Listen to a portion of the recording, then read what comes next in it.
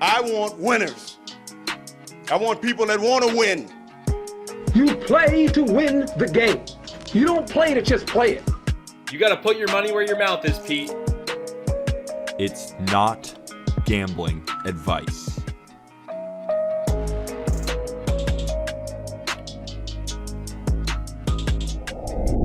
Wednesday, May 4th, insert Star Wars joke here. Welcome to Not Gambling Advice. I'm Peter, that's Colby.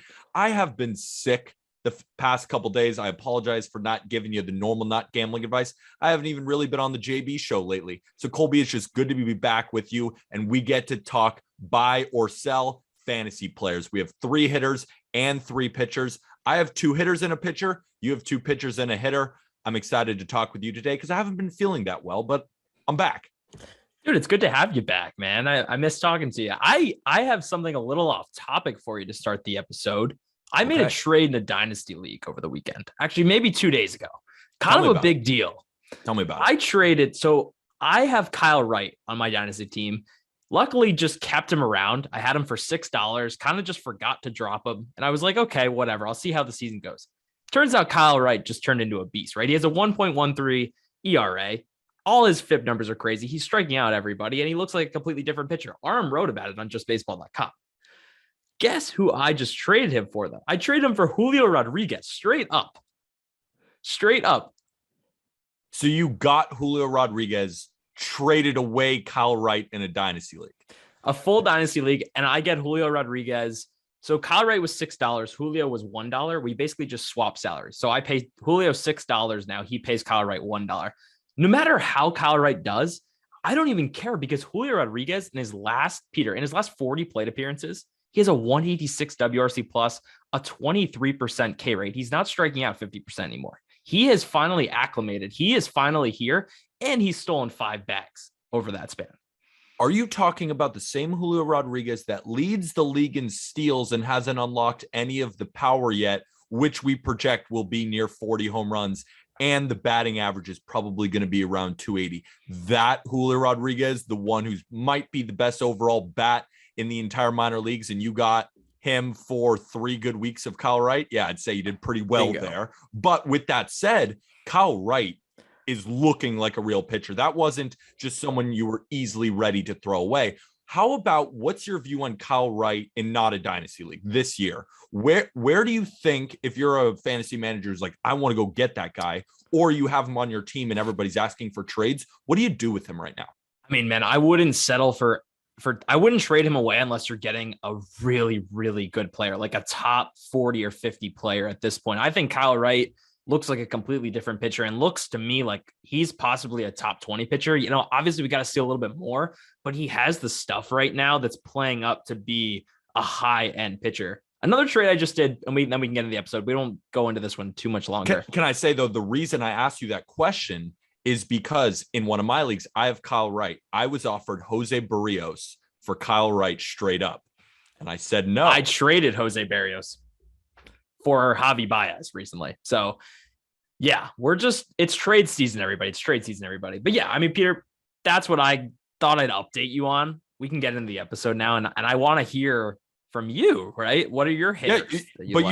you said you had another trade. Fill us in, because I like this for fantasy, because right now it is trade season. So I traded Jose Barrios for Javier Baez. I needed power. I needed a little speed, and my team was just kind of lacking RBIs and home runs. And Jose Barrios has such a good ERA right now, but the peripherals don't look great. He isn't getting the whiffs that he once was. The command's kind of all over the place.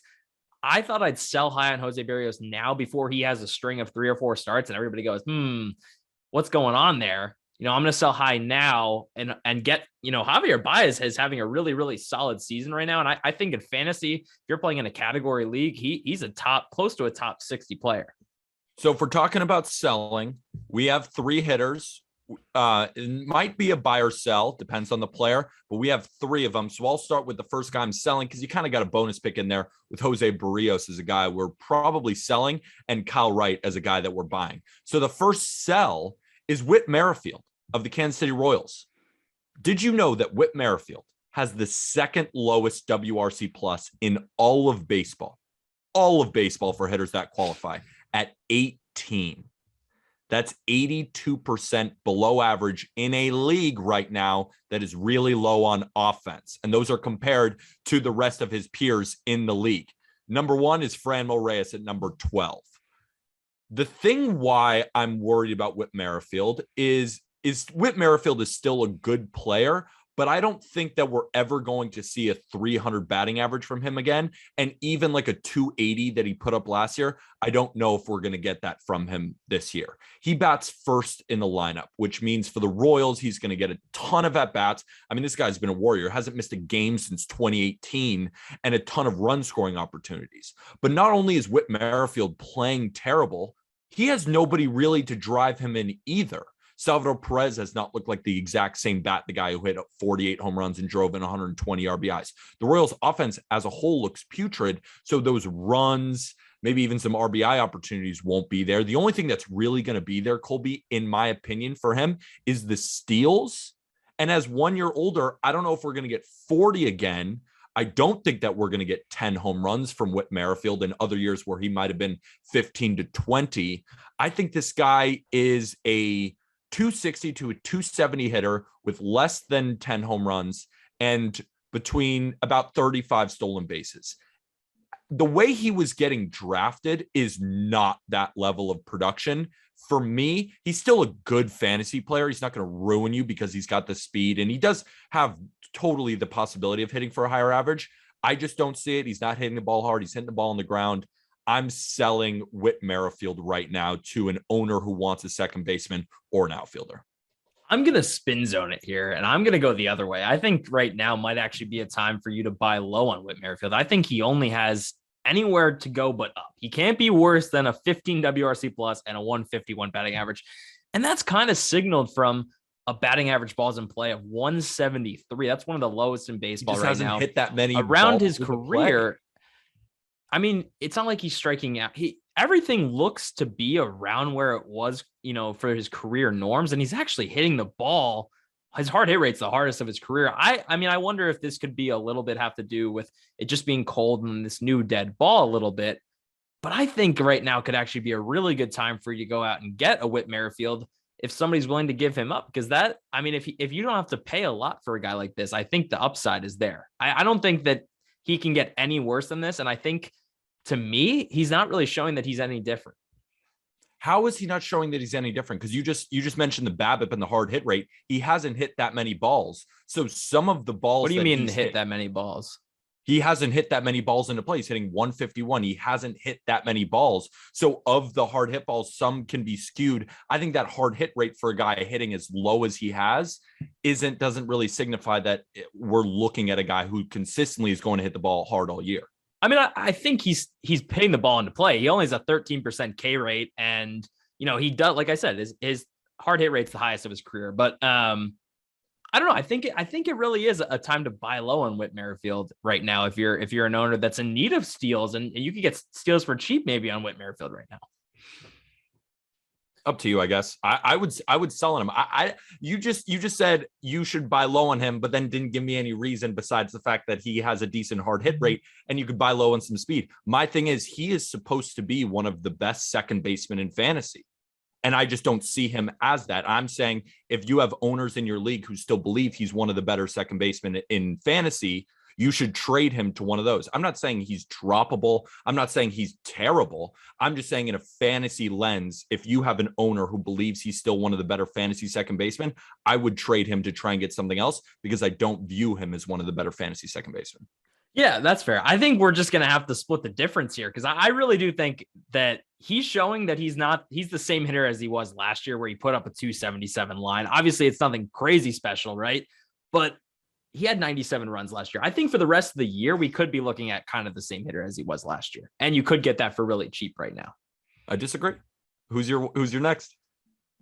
My next guy is, I don't know if he's I think he might be the most exciting player in baseball right now, at least in the last 2 weeks. He's one of the most exciting players in baseball. And last night we had him on our Twitter on the highlight reel, and that highlight reel went ballistic. Jazz Chisholm of the Miami Marlins is looking like he's going to be an all-star this year. He's hitting 306, 17 RBIs, 4 home runs, 4 stolen bases And I think you should buy the crap out of this guy. He has a career high 49% hard hit rate. Last year, Jazz Chisholm, the problem was that he was hitting everything on the ground. This year, career high line drive rate, career high fly ball rate. And at the beginning of the year, we saw that the Marlins were just playing games with him. They were hitting him ninth in the order. They weren't playing him against lefties.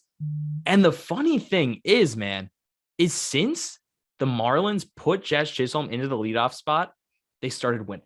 And I think that he's locked down that leadoff spot, and he's shown that he is the star of the Marlins. I mean, literally, they almost sold out Lone Depot Park over the weekend. They haven't done that in forever, and a big reason for that is Jazz Chisholm. But from a fantasy perspective, you're getting a leadoff guy who really does have the potential to be a 30-30 guy, as we talked coming into the season, but he's actually doing it now. He's actually doing it with high-end RBI production, high-end run production. This guy might be pushing top 5 second baseman right now. He might be pushing top 5 second baseman right now. Is he going to be a guy who, like, where do you see him finishing off at the end of the year? Because the one thing that I like about what Jazz Chisholm has changed about his game is that, last year, guys were trying to spin him to death. They weren't trying to throw him as many fastballs, and he didn't hit very well off breaking balls. So I was interested to see how was he going to adjust in his second season off breaking balls when I assume pitchers would throw them more.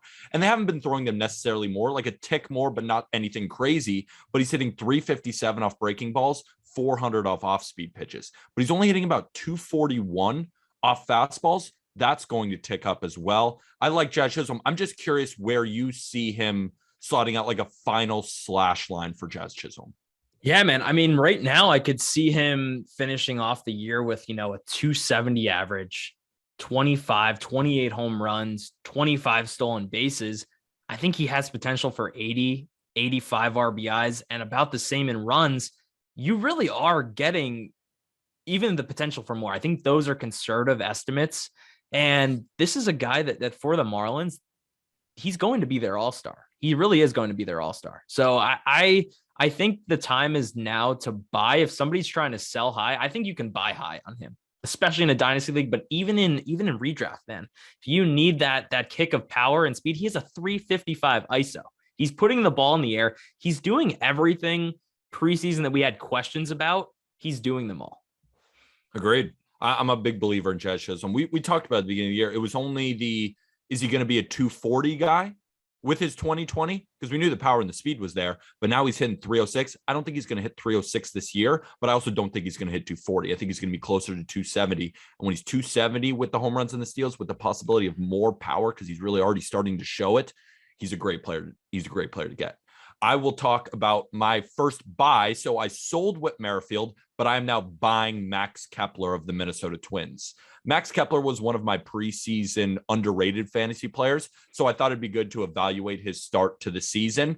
And Max Kepler is doing very well. He's hitting around 247. He's got an OPS near 850. He's got 5 bombs. He's got a steal. But the reason why I also love Max Kepler is that, and these are a couple reasons, his ground ball rate is really high right now. It's about 47%. Usually that's much closer to 35 to 37%. I think that will normalize as he continues to hit the ball really hard. Like I said, he's hitting the ball really hard. He's taking more walks than ever. His home run to fly ball rate is high, but it's not outlandish. This guy, Max Kepler, hit 36 home runs in 2019. He stole 10 bases in 2021. He already has a stolen base, and he only had 1 in 2019. I think the speed is becoming a part of his game. Even you look at his sprint speed, it seems that he's even ticked up a little bit, at least in registered sprint speed this year. I don't know if he's like all that faster now, but he's definitely improved as a base runner, and any extra speed will take.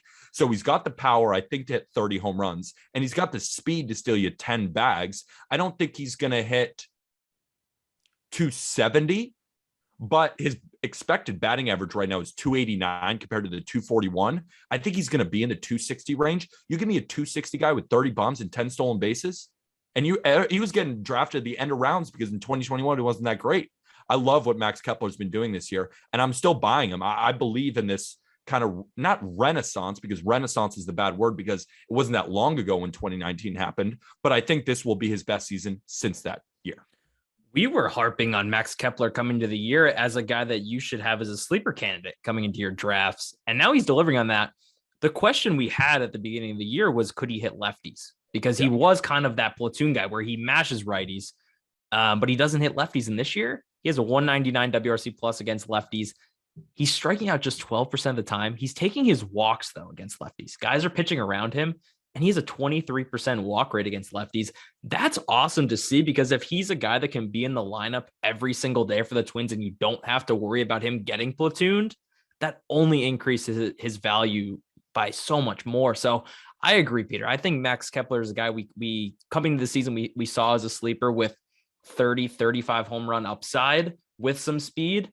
And that Twins lineup, that's really good. He's going to be hitting towards the top of it. I love this guy as a guy to go get. He's definitely a hot option out there right now, as a guy that a lot of guys have been picking up. And I don't know if owners will necessarily be willing to trade him right now for a cheap cost, but it's definitely worth it to put some feelers out there. And if he's still on your waiver wire, go get him now. Go get him now. And before we break into our pitchers buying or selling, we want to talk to you about Prize Picks. We partner with Prize Picks. Not gambling advice is now presented here by Prize Picks. And what Prize Picks is, you can find the link in our episode description. Think of it as DFS props. It is a crazy, awesome prop builder in a way. Think of it as a book. You get to place different props. For example, on day one, we had 3 different props: over, under, strikeouts for individual pitchers. That smacked. That was awesome. Thanks to my guy Colby over here. Day 2, we have another one. So every single day we will be dropping our Prize Picks, 3 picks a day, different kind of props, whether it be over a hit, under strikeouts, over total bases, any prop that you can imagine. Get them on Prize Picks. It's awesome for fantasy as well. Since we're fantasy and gambling, it makes a ton of sense, right, Colby? Yeah, you should tail along with us. We're doing it every single day. You guys should want to tail along with us, just like you do our picks every single day. It's such a blast. We're going to be doing it throughout the entire MLB season. So excited to be partnered with Prize Picks.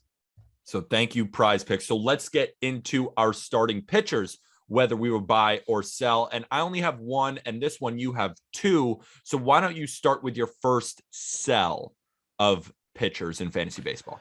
So my sell here is Michael Lorenzen of the Angels. And he has had a really, really solid start to the year. He's a guy that had his first start as a major leaguer this year. You know, people didn't view him as a starter. He was a reliever for the Reds, came to the Angels.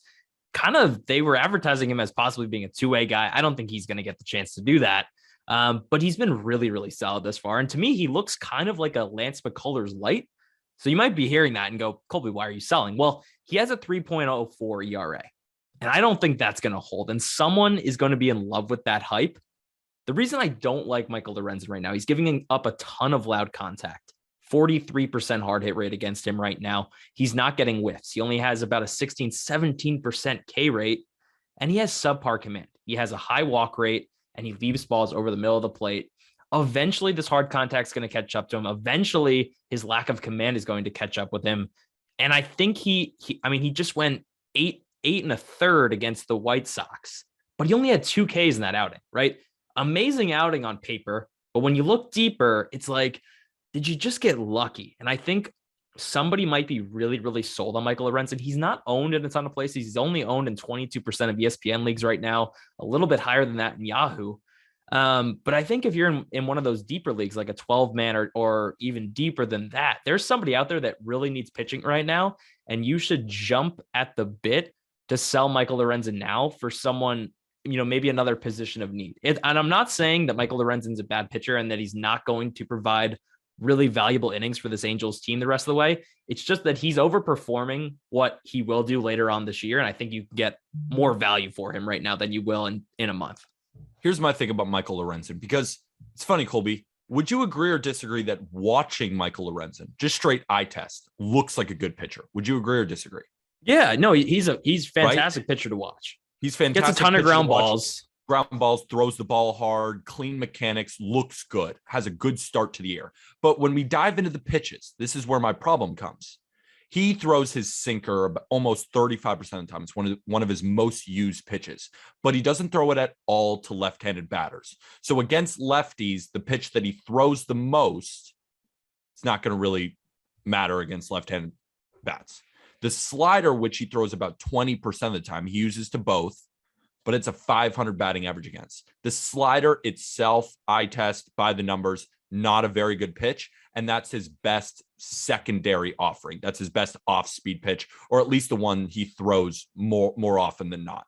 Then he has his four-seam fastball, which is down almost 2 miles an hour in velocity since last year. Last year, of course, he was a reliever. Now he's a starter, but we shouldn't expect the 96.6 miles an hour fastball that we saw in the bullpen. It's more 94 to 95, and it's still solid. Doesn't have a ton of movement, doesn't get any whiffs, and has been hit decently hard. And he's got a fine changeup, and he's got to throw it too much, though. It's just exactly like there's not much individually there where I'm like, I can hang my hat on that pitch. Because the sinker, he's not going to throw to lefties. The slider gets hit regardless. And the fastball is all right. And then he has a couple other that he might toe the line with. There isn't really anything to say where it's like, well, okay, the fastball hasn't been great so far, but look at the slider. Or the slider has been great so far, but wow, can he throw a fastball to any batter? No, that's not the case. That's why I'm souring slightly on Michael Lorenzen. And I don't think it's totally souring because I think he's still a super solid pitcher. He doesn't give up a lot of home runs. He gets a lot of ground balls. It's just that I think right now, after the start to the season that he's had, with a 3.04 ERA, someone out there in your league is going to be obsessed with Michael Lorenzen and think he's the next top tier pitcher. And you should find whoever that is and trade him. Agreed. I will move on to mine, but this is a buy. I am buying Tyler Mahle of the Cincinnati Reds. So Tyler Mahle is a 27-year-old pitcher for the Reds, and he had a great year last year, struck out a bunch of dudes, was a popular pick in fantasy this year, and he's gotten off to one of the worst starts possible. Actually, the worst start possible, because he has a 6.45 ERA. That is the worst ERA in baseball for all of those that qualify right now. But Colby, what if I told you he has a 2.87 expected ERA? He's just been one of the most unlucky pitchers in the entire sport. He's not giving up hard contact. He's getting guys to chase. He's getting guys to whiff. He's not really allowing barrel on ball. All of his pitches look fine to me. The split finger has been hit so far this year, but the batting average on it is 357 compared to a 247 expected batting average. The slider is still good. I mean, it hasn't been great performing wise this year, but it performed great last year, and it's a better pitch than what has been showing thus far. He's a guy with crazy home road splits, and he's thrown a lot of his games at home where he's worse than pretty much every other pitcher. He had like a 5.5 ERA at home last year, a 2.6 ERA or something on the road. Most of his starts have been at home this year. This is a guy who I love to play his matchups because of that discrepancy. I continually see, Tyler Mahle's at home again. He's probably going to get blown up. That's been the case so far this year. He is a better pitcher than what he's shown, not only just by the numbers, but by the teams that he's faced and the environment that he's played in. Yes. Do you want your pitcher to be that bad at home on your fantasy team? Tyler Mahle is pitching at Great American Ballpark, and you're like, oh God, is he going to just give up a bunch of runs again? He might, but his overall body of work will be really good by the end of the year, and he's going to get much better than his 6.45 ERA. I like that he's been throwing his split finger more. He's throwing it right now 25% of the time. Last year, only 16% of the time. And that's one of his best pitches. And I think we've seen guys like Kevin Gausman, even Ohtani, and we've seen these guys throw their split finger more with added success. And I like that he's kind of taking that to heart. I think you're absolutely right, Peter. It's a small sample. He got beaten up by pitches that he probably shouldn't have, and it'll happen early in the year. So if there is an owner out there that isn't a believer in Tyler Mahle and wants to just sell, absolutely. I think there's two things that I'm a little concerned with Mahle. Is one, his velocity is down just a hair right now, a mile an hour. I don't know if I'm really going to put too much weight into that. It's early in the year. And he hasn't really, the stuff is still there. He's still getting the results. So I'm not going to really put too much weight into that. The only other thing is that he plays for the Reds.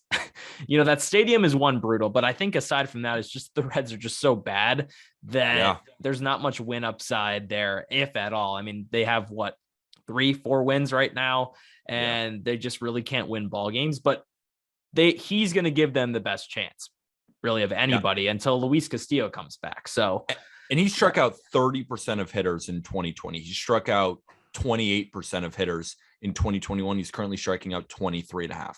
He's going to be right back up to that 29, 28%. He's a really good strikeout pitcher. That's why I like him for fantasy. He gets me a ton of Ks, and he doesn't walk a ton of guys. He doesn't have the best command, but 10.8% walk rate this year. That's the highest of his career. It's most normally near the 8%-ish range. I think that's going to normalize as well. I just think Tyler Mahle is all around a better pitcher, but you're right. The win upside in Cincinnati won't be there, but everything else is, in my opinion. I'm going to move on to my next guy, and I'm not going to say his name, but I'm just going to list out some stats and shock you at the end. So this guy that I'm going to talk about, he's added a mile an hour of velocity. He has a 2.98 ERA since 2021. He has the 4th highest K rate in baseball this year at 37%. He also has the best four-seam whiff rate in all of baseball among starters. And you might be thinking, who is this? This has got to be some top 10, top 15 pitcher, right? Who am I talking about? I'm talking about Eric Lauer on the Milwaukee Brewers. I mean, we always talk about the Brewers as if they have, the three-headed monster up top: Freddie Peralta, Brandon Woodruff, Corbin Burns. But Eric Lauer is turning into this 4th head of this monster. And it's incredible what this guy has done this year. He's completely changed his repertoire too. He's cut out the use of his changeup, which was a fine pitch, but the peripherals didn't look good on it. He's decreased his fastball usage, which you might be thinking, wait, didn't you say he had the highest four-seam whiff rate in baseball? Yes, but I think him decreasing that usage actually helped his case, and he's become this fastball, slider, cutter, curveball guy, and it's awesome. It's absolutely awesome what he is doing, and I don't think that everybody out there really takes to heart how good Eric Lauer is, because they just view that three-headed monster of the Milwaukee Brewers as those are the dudes. And Eric Lauer is becoming a dude, and you need to buy right now.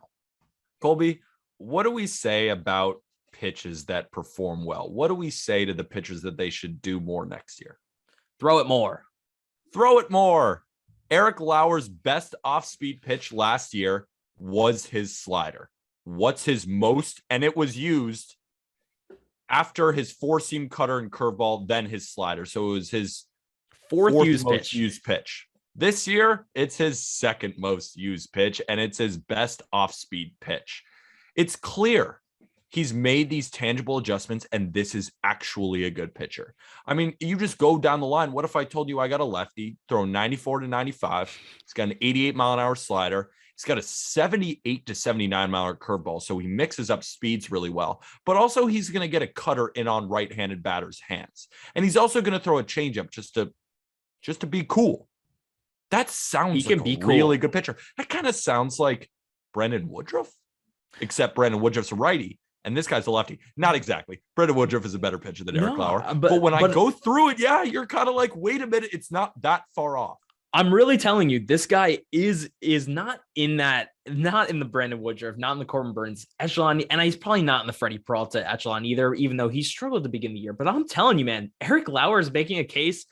To me, just like I'm just doing some mental math here. He's right on the border of that like top 30, top 35 window of high upside arms. I mean, he is a super high upside arm, and he's established himself as a guy that was throwing 91 miles an hour in 2020. Then last year added a little bit of velocity. He was throwing 92.5 last year. Now he's all the way up to 94, and he's even pumping up to 96, 97 miles an hour.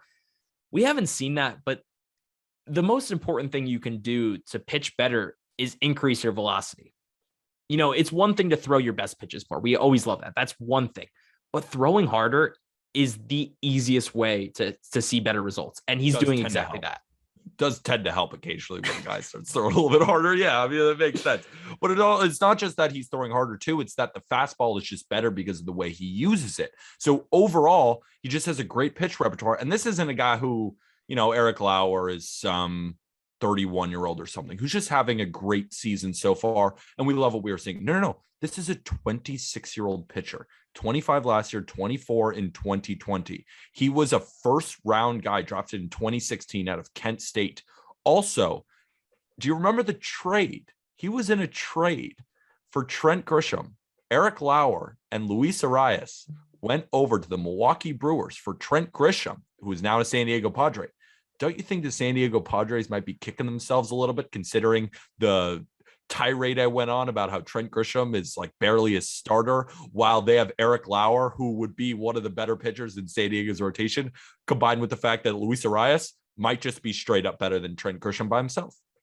And we tend to give teams the win on trades too early, right? I think we're doing it right now with we did it with Trent Grisham a little bit. I'm not saying we did it, but I think like baseball as a collective was like, wow, the Padres stole Trent Grisham. And I don't think that's the case. I think we might be doing it with Randy Arozarena a little bit too, man. We haven't seen Matthew Liberatore just yet.